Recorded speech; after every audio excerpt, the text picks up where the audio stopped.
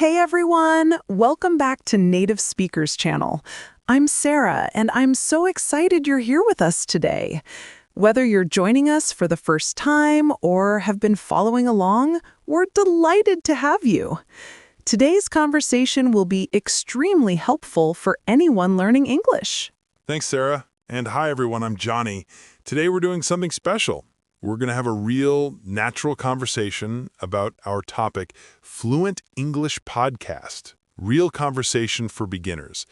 We'll talk about what makes a good English learning podcast, how beginners can improve their listening skills, and we'll share some of our own experiences learning and teaching English. So, Sarah, when you think about English podcasts for beginners, what's the first thing that comes to mind? Oh, that's a great question. The first thing I think about is clarity.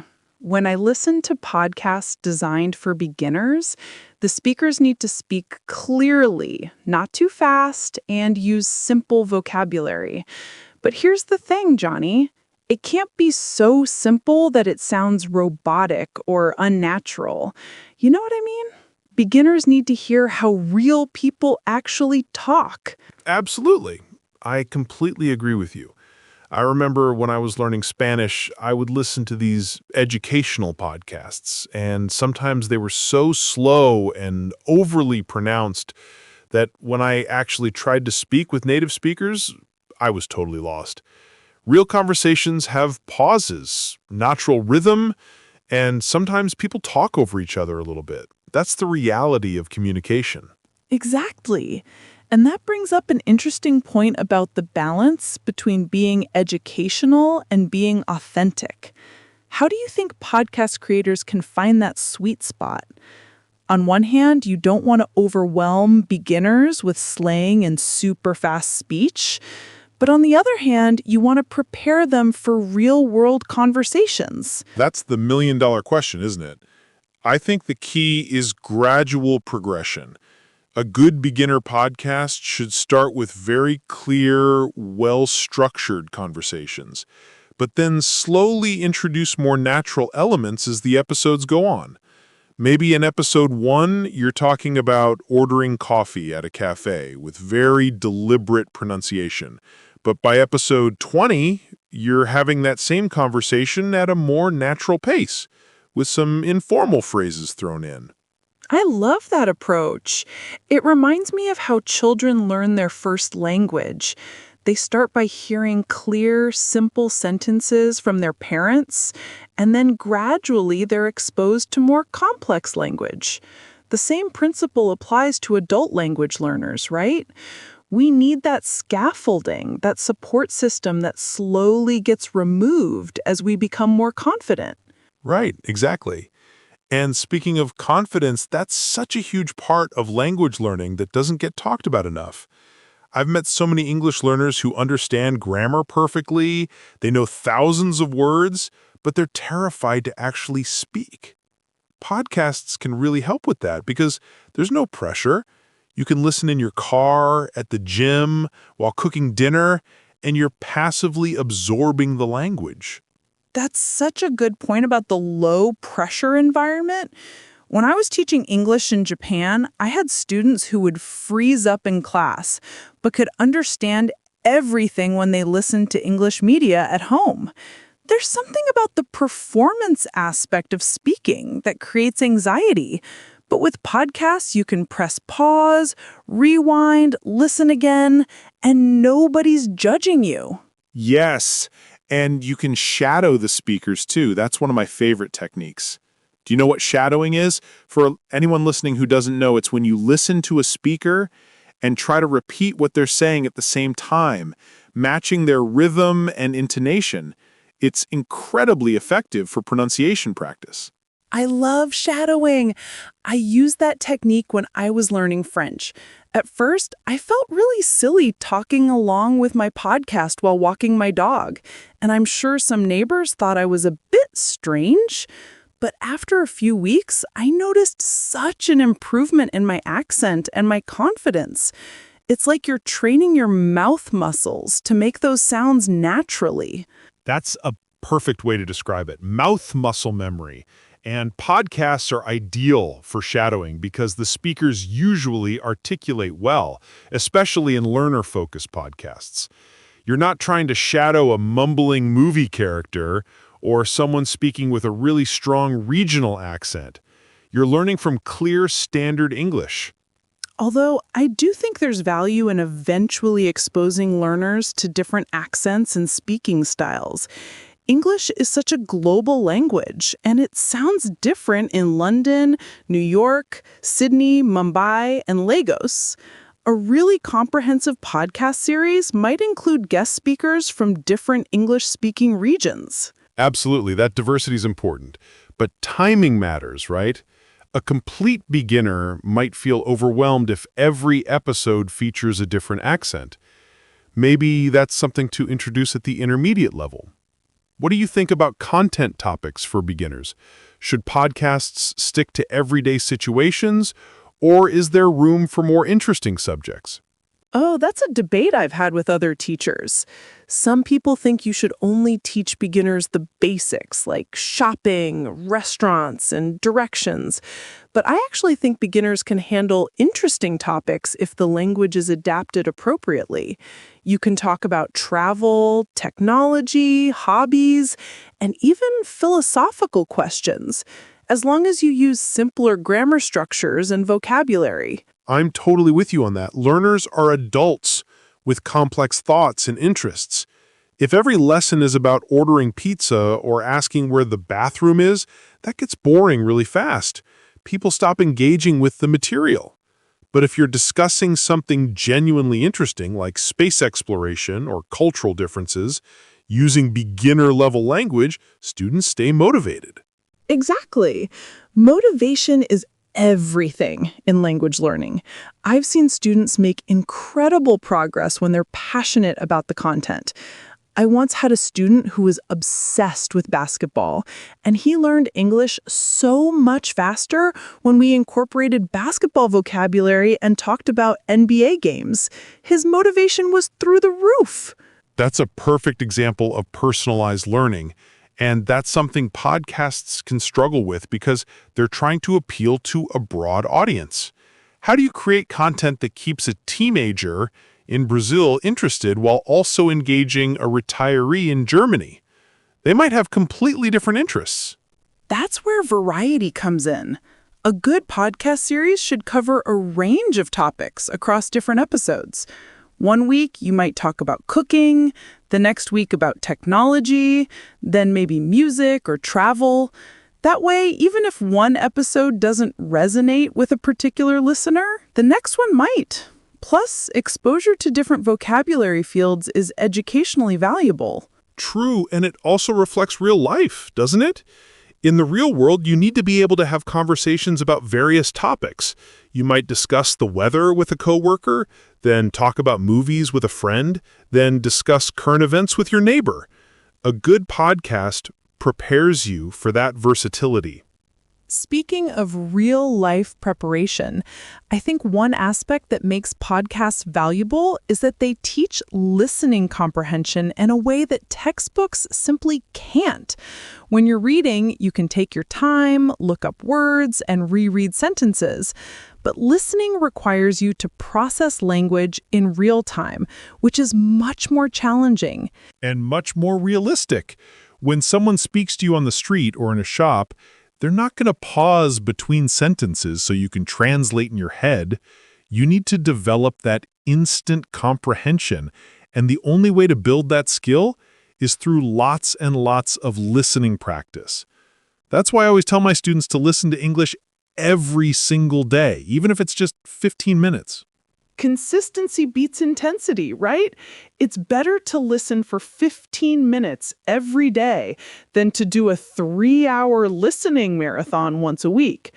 The regular exposure helps your brain start to recognize patterns and process the language more automatically. It becomes less of a conscious effort over time. Exactly. And podcasts are perfect for building that daily habit because they're so convenient. You don't need to sit at a desk with a textbook. You can listen while commuting, exercising, doing housework, or taking a walk. it fits into your life rather than requiring you to carve out special study time. Although, I do think there's value in active listening too, where you sit down with a notebook and really focus on what's being said. Maybe you transcribe parts of the conversation or write down new vocabulary. Both approaches have their place, don't they? Definitely. I usually recommend a mix. Maybe 4 days a week you do passive listening while doing other activities, and then 1 or 2 days you do focused active listening where you're really analyzing the language. That way you get the best of both worlds, the volume of exposure plus the deep learning that comes from careful study. That's a great strategy. And when you're doing that active listening, what should beginners focus on? There's so much happening in a conversation: vocabulary, grammar, pronunciation, idioms. It can be overwhelming to try to catch everything. That's such an important question. I think beginners should focus on one thing at a time. Maybe in one listening session, you focus just on pronunciation. How do the speakers stress certain words? How do their voices rise and fall? Then in another session, you focus on vocabulary, writing down any new words you hear. Trying to focus on everything at once is a recipe for frustration. I like that focused approach. And it also makes the learning feel more manageable. If you tell yourself, today I'm just listening for past tense verbs, that's a clear, achievable goal. You're not expecting yourself to understand every single word, which removes a lot of pressure and anxiety. And let's talk about that anxiety for a moment, because it's so common among language learners. A lot of beginners feel discouraged when they can't understand everything in a conversation. They think, I've been studying for months. Why can't I understand this? But the truth is, even native speakers don't catch every single word in a conversation sometimes. Oh my gosh, yes! People don't realize that even in our native language, we use context and inference all the time. You might miss a word or two, but you understand the overall meaning from the situation and the surrounding words. That's a skill that language learners need to develop, being comfortable with ambiguity and not panicking when they don't understand something. Exactly. And podcasts can help build that tolerance for ambiguity because you can gradually challenge yourself. You might start with a podcast where you understand 90% of what's said, then move to one where you understand 75%, and so on. You're training your brain to extract meaning even when you don't know every word. That gradual challenge is so important. If something is too easy, you're not learning. But if it's too difficult, you get frustrated and give up. Finding that sweet spot where you're challenged but not overwhelmed is the key to progress. In education, we call that the zone of proximal development. I love that concept. And podcasts are great because learners can self-select their level. There are podcasts specifically designed for absolute beginners, some for intermediate learners, and then eventually you can graduate to podcasts made for native speakers. You have control over your learning journey. That autonomy is really empowering. Traditional classroom learning can sometimes feel passive. The teacher decides what you learn and when. But with podcasts and other self-directed learning tools, you're in charge. You choose the topics that interest you, you set your own pace, and you decide what to focus on. Although I do think there's still a place for teachers and structured courses, especially for beginners who might not know where to start. A good teacher can guide you, correct your mistakes, and provide that human interaction that's so valuable for language learning. Podcasts are an excellent supplement, but maybe not a complete replacement for all forms of instruction. I completely agree. The ideal approach is probably a combination: formal instruction to build your foundation and provide structure, plus independent listening practice through podcasts to reinforce what you're learning and expose you to natural language. They complement each other beautifully.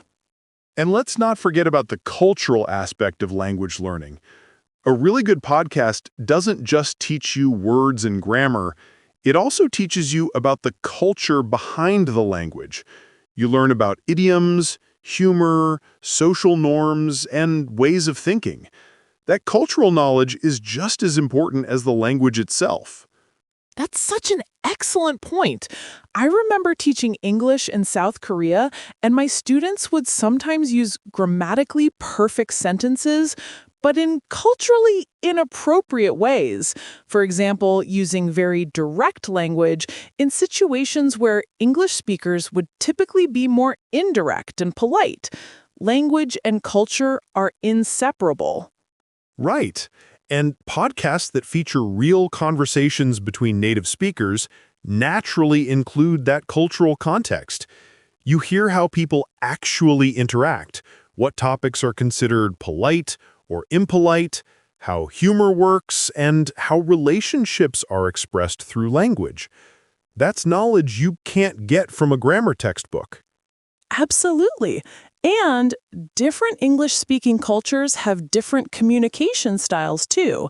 American English tends to be more direct and enthusiastic, while British English might be more understated and indirect. Australian English has its own unique characteristics. Learning these cultural nuances through authentic conversations is invaluable. So, wrapping up our conversation, what would you say are the top 3 things that make a beginner-friendly English podcast effective? Ooh, good question. I'd say first, clarity and appropriate pacing. Speaking clearly enough for beginners to understand, but naturally enough to sound authentic. Second, engaging and varied content that keeps learners motivated. And third, some kind of structure or learning support, whether that's transcripts, vocabulary lists, or explanations. What would your top 3 be? Pretty similar. I'd say clear pronunciation and reasonable speed, interesting topics that respect learners' intelligence, and regular, consistent episodes so learners can build a habit. I'd also add that good chemistry between hosts is important. If the conversation sounds stiff or forced, it's not enjoyable to listen to. Oh, that's a great addition. The enjoyment factor is huge. If you actually like listening to the podcast, you'll do it consistently. And consistency is what leads to improvement. Learning should be enjoyable, not just educational. Exactly. And that's what we're trying to do here on Native Speakers Channel. Make learning English enjoyable and effective through real conversations. We hope everyone listening has found this discussion helpful, and remember, the more you listen, the more you'll improve. Thanks so much for joining us today, everyone. Keep practicing, stay curious, and don't be afraid to make mistakes. That's how we all learn. We'll see you in the next episode. See you next time. Happy learning.